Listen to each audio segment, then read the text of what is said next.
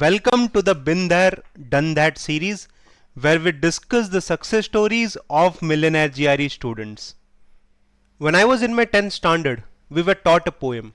Lives of great men all remind us we can make our life sublime, and departing, leave behind us footprints on the sand of time. Footprints that perhaps another, sailing over life's solemn main, if forlorn and shipwrecked brother, seeing, shall take heart again. This poem tells us that numerous great men have left their footprints, and by simply seeing and following these, we can encourage and uplift ourselves. Namaste everyone, I am Punit. I've taken GRE multiple times and I've also scored a 336 myself. In my experience, I've witnessed numerous students toil for months and years without achieving their desired score. On the contrary, I've also witnessed many who followed a structured plan and cracked the GRE in a very short span of time. The internet is inundated with examples of both types of people, but you should follow the footprints of the latter and crack the GRE decisively and quickly as they did. Today, we have such an individual amongst us. Siddharth is my student. He has recently taken his GRE and achieved an excellent score of 328 with a perfect 117 quants and 158 in his verbal section. Through this video, we are going to discover his journey, and all the GRE aspirants are advised to follow his footprints. You do not need to reinvent the wheel. So without further ado, let's hear from the man of the hour. Siddharth, hello और कैसे हो आप? I'm doing good. कि Siddharth, for the first question मैं भूल जाऊंगा कि imagination नाम की कोई चीज़ होती है, and I ask a very typical HR question. Tell me about yourself, and in that tell me about your academics, your work ex, and why did you need to give the GRE. Firstly, I'll just introduce myself. तो मेरा नाम सिद्धार्थ है. I'm living in Ghaziabad currently. तो मैंने अपना graduation IIT Delhi से complete किया था 2020 में. मैंने बीटेक की थी इलेक्ट्रिकल इंजीनियरिंग, और उसके बाद से लगभग फॉर द नेक्स्ट 2.5 years मैंने डेलॉइट में काम किया एज अ कंसल्टेंट. February 2023 के अराउंड मैंने डेलॉइट छोड़ दिया था, एंड उसके बाद से मैं एज अ फ्रीलांसर ही वर्क कर रहा हूँ मोस्टली. अराउंड नवंबर या दिसंबर 2023, don't remember the exact month, मुझे रियलाइज हुआ कि मुझे अपना करियर थोड़ा सा बूस्ट करना चाहिए और अपना स्ट्रीम थोड़ा सा चेंज करना चाहिए, पिवट करना चाहिए. तो उसके लिए मैंने रिसर्च किया एंड आई फाउंड कि higher studies is the best option to go for the same, because job market में थोड़ा स्लम्प. तो I thought of giving GRE because GRE is the gateway for higher studies, as everyone knows. So that's why that was the main reason for me to start studying for GRE, and then I started in January. आपने बोला कि you started your preparation in January and you gave your GRE इन मे. क्या आप एक brief overview दे सकते हैं अपने GRE preparation का, including the timeline and the total time that you took for this entire GRE journey? तो मैंने मतलब अपनी प्रिपरेशन ऐसे देखा जाए तो जनवरी में स्टार्ट कर ही दिया था, बट वो थोड़ा सा लाइट मोड में मैंने प्रिपरेशन चालू किया था उस टाइम पे. मोस्टली आई वाज रिसर्चिंग कि मेरे को कौन से कोचिंग से या किस टेस्ट प्रेप कंपनी से स्टडीज करना चाहिए. मैं बहुत सारे रिसोर्सेज के बीच में जगल कर रहा था, तो उतना फोकस नहीं था उस time preparation. I was just making myself comfortable with the GRE zone.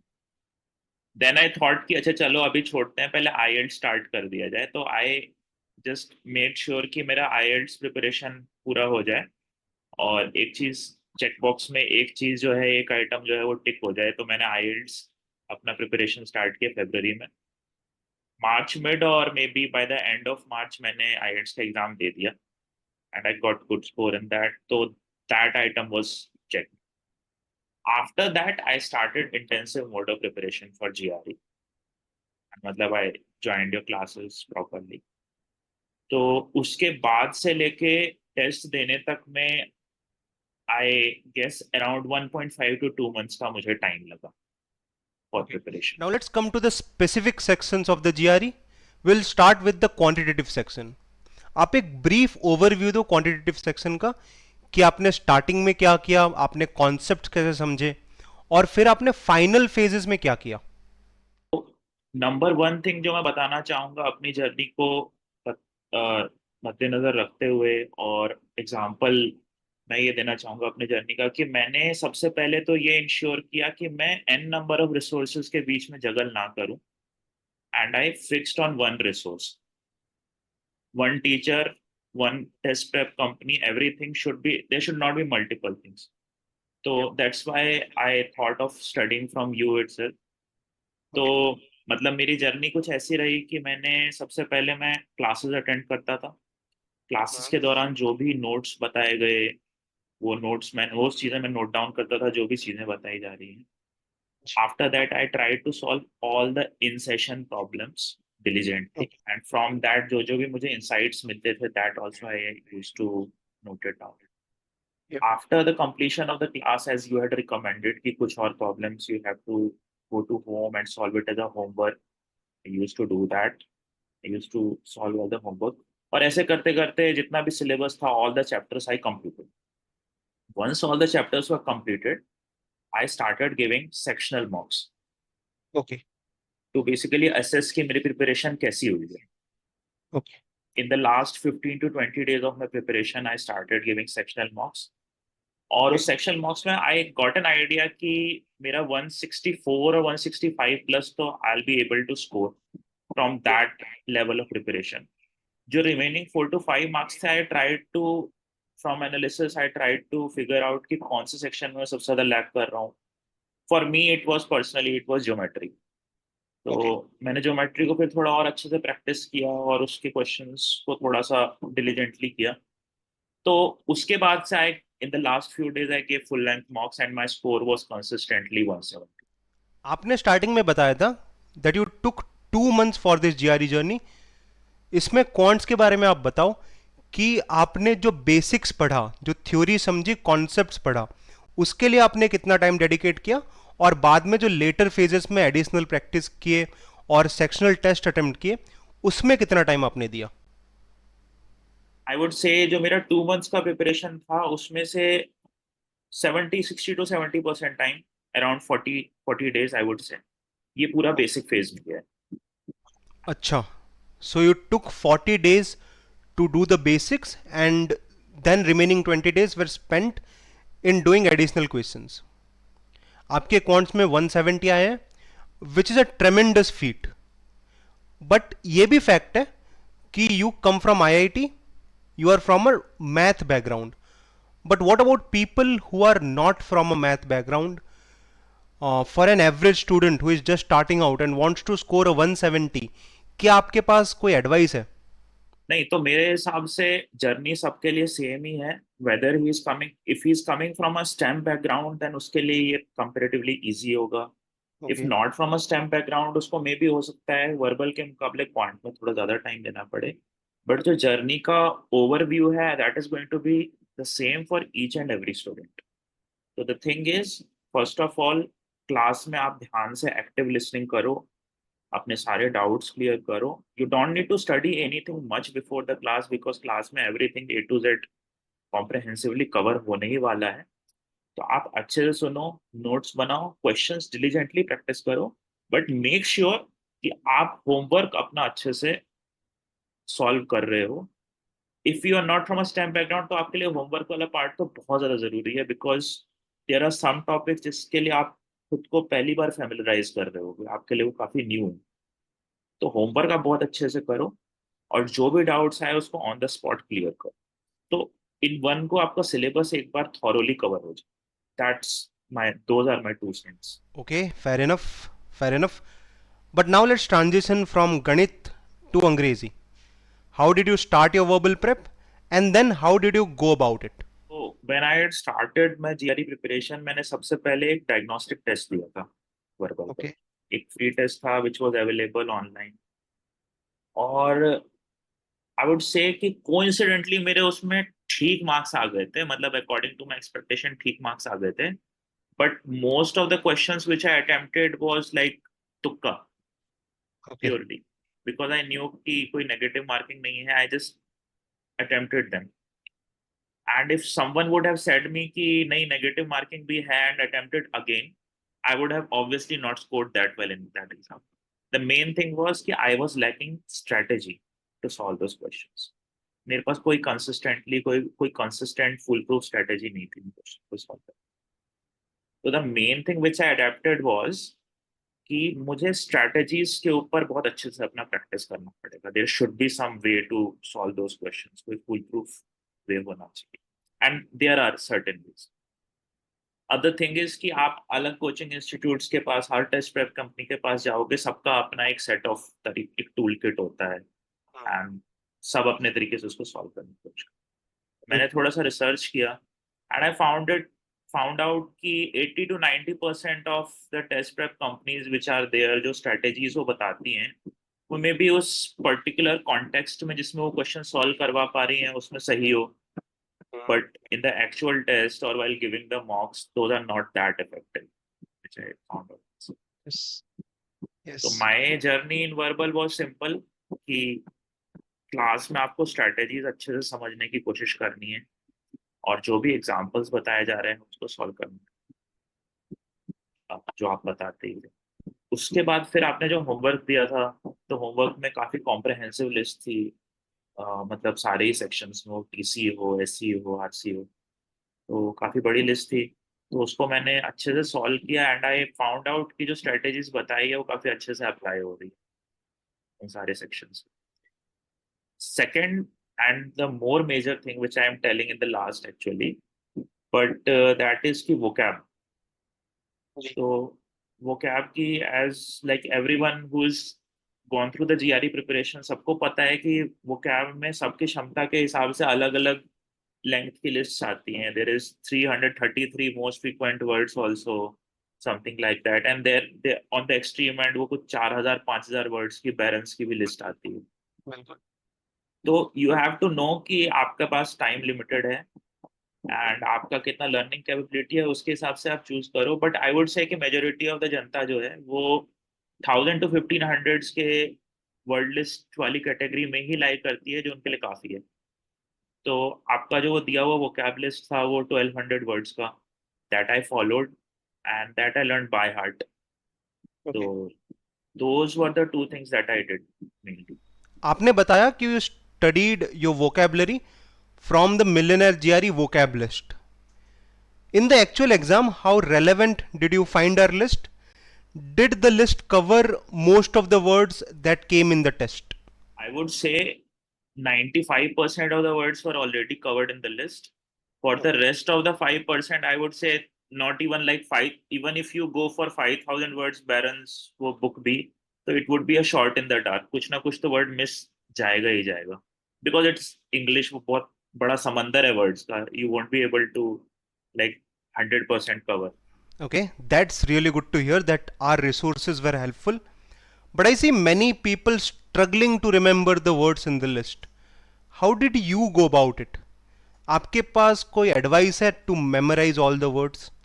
तो मेमोराइजेशन मेरे लिए भी, मैं सही बताऊं, मैंने जब पहली बार गो थ्रू किया था इस पूरी लिस्ट से और मुझे लगा था कि मुझे पूरी लिस्ट याद हो गई है, मैं सिक्वेंशियली करते जा रहा था लाइक 50 वर्ड्स एवरी डे और 30-40 वर्ड्स, और मैं एंड पे पहुंचा और उसके बाद फिर मैंने सोचा कि चलो लिस्ट तो पूरी हो गई है, अब एक बार वापस से देखा जाए कितना याद हुआ है कितना नहीं हुआ है. And then I started recapitulating those things and I found out कि 50% of the words I have already forgotten.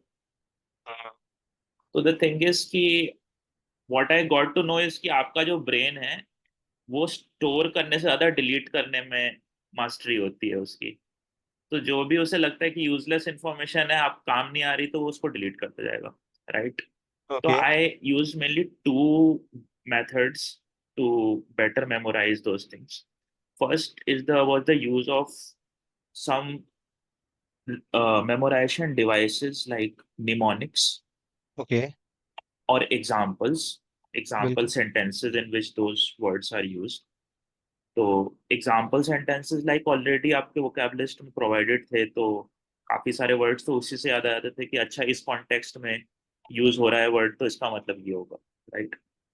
अगर कहीं लग रहा है कि नहीं बहुत ज्यादा एग्जाम्पल सेंटेंसेस याद नहीं हो रहे तो उसके निमोनिक्स बना लिए। जिनको नहीं पता, क्या उनके लिए आप थोड़ा सा एलाबोरेट कर सकते हैं ये निमोनिक्स होता क्या है, with an example if possible? मतलब ये बेसिकली आपको जैसे एक वर्ड फॉर एग्जांपल मैं आपको बताऊंगा, फैमिश्ड। फैमिश्ड एक वर्ड है, जी जी। जीआरई के वर्ड लिस्ट में। अब फैमिश का मतलब हो सकता है किसी को पहली बार पढ़ने में याद ना हो। निमोनिक बेसिकली क्या करेगा, वो वर्ड बेसिकली जैसा साउंड कर रहा है, सुनने में जी। जैसा है, हाँ जी। उसके और उसके मीनिंग को बेसिकली कनेक्ट करने की कोशिश करेगा। एक स्टोरी डेवलप होती है उसके अराउंड। ओके। अब जैसे फैमिश एक वर्ड है, फैमिश्ड इज सिमिलर टू फेमाइन। जी जी। अब फेमाइन का मतलब है, अगर इफ एनीवन नोज, ये कंपैरेटिवली थोड़ा सिंपल वर्ड है, हाँ फेमाइन। और फेमाइन का मतलब होता है भुखमरी, सूखा पड़ जाना। हाँ।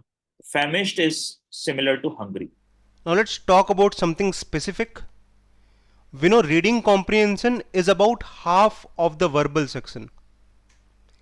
From your experience, what works in reading comprehension? Do you have any specific insights? RCS में मेरा टिप यही रहेगा कि स्ट्रैटेजीज आप सारी पढ़ लो, बट जब तक आप ज्यादा से ज्यादा प्रैक्टिस नहीं करोगे एक्टिव रीडिंग की, ओके। तो तब तक वो आपका आरसी पे आपका कमांड नहीं आ पाएगा। तो फर्स्ट थिंग इज, स्ट्रैटेजी जैसे ही आपको पता चल रही है, आप सारे क्वेश्चंस आपको जो होमवर्क में मिले हैं, आई वुड से 70 to 80% द फर्स्ट टाइम आप उसके अनटाइम प्रैक्टिस करो, जी। बिना टाइमर लगाए, बिना कोई टाइम प्रेशर के। एक बार जी। सारे क्वेश्चंस को अनटाइम प्रैक्टिस करो। कोई पैसेज है और से फॉर एग्जांपल उसमें आपको उसका मेन आइडिया निकालना है, फिर फंक्शंस पढ़ाए गए हैं आपको स्ट्रेटेजी में, एन नंबर ऑफ चीजें पढ़ाई गई है, आप बिना टाइम का सोचे, बिना क्वेश्चन का सोचे उस पैसेज में हर चीज अप्लाई करने की कोशिश करो। धीरे धीरे धीरे आपको जो स्ट्रेटेजीज बताई गई वो नेचुरली आपको आनी चालू हो जाए। आपको अलग से उसके लिए नहीं करना पड़ेगा, और वो फिर विद इन टाइम भी आपसे होनी शुरू होगी। तो बिल्कुल। That was the main thing I used to, ample number of questions, and don't just do the questions जो उस पैसेज के बाद लिखे हुए हैं। उस हाँ। पैसेज पे आप जो जो कुछ अप्लाई कर सकते हो सब कुछ अप्लाई करो, पूरा उसको डाइसेक्ट करने की कोशिश करो। तो दैट वाज इट। फिर कुछ क्वेश्चंस के बाद it becomes natural. You make a very good point about untimed practice. When people are starting out, मैं भी यही एडवाइस देता हूँ कि आप पहले अपनी एक्यूरेसी पे फोकस करो, टाइम पे नहीं। टाइम मैनेजमेंट ऐसी चीज है जो हम बाद में भी देख लेंगे, अभी आप अनटाइम्ड प्रैक्टिस करो और अपनी एक्यूरेसी बढ़ाओ। और एक चीज मुझे पता है कि आपने वर्बल जो है वो कोई और बड़े इंस्टीट्यूट से भी पढ़ा है। क्या आप डिफरेंस बता सकते हो उस बड़े इंस्टीट्यूट और मिलियनर जीआरई में? तो मतलब मैं ये बोलूंगा कि ये थोड़ा सा सब्जेक्टिव भी होता है। बिल्कुल। ये ऐसा मतलब बोला जाता है कि वन शू वन साइज और one shoe doesn't fit all. तो सबके अपने पर्सनल टेस्ट एंड ओपिनियन होंगे। But according to me what I found was कि जो टेस्ट लैब कंपनी मैंने ज्वाइन किया था and yours, both had different toolkits for, especially for verbal, what about what I'm talking currently। तो toolkits दोनों के different थे। अब स्ट्रैटेजीज मैंने उनकी फॉलो की। आई फाउंड आउट कि जो प्रॉब्लम्स के थ्रू वो स्ट्रैटेजीज अब सिखाई जा रही थी, उन प्रॉब्लम्स पे तो it was fitting very neatly. Okay. But then when I started solving ETS questions, I found कि personally I was not able to apply those strategies successfully and effectively। तो ओके। आई फाउंड कि अच्छा ठीक है, यहाँ पे जो क्वेश्चंस करवाए जा रहे हैं वो तो मैं स्ट्रेटेजी सॉल्व कर दूंगा, बट एक्चुअल एग्जाम में क्या, वहाँ पे क्या करूँ। बिल्कुल। Here I found out कि the strategies which were taught in class were fitting very neatly into the actual ETS questions।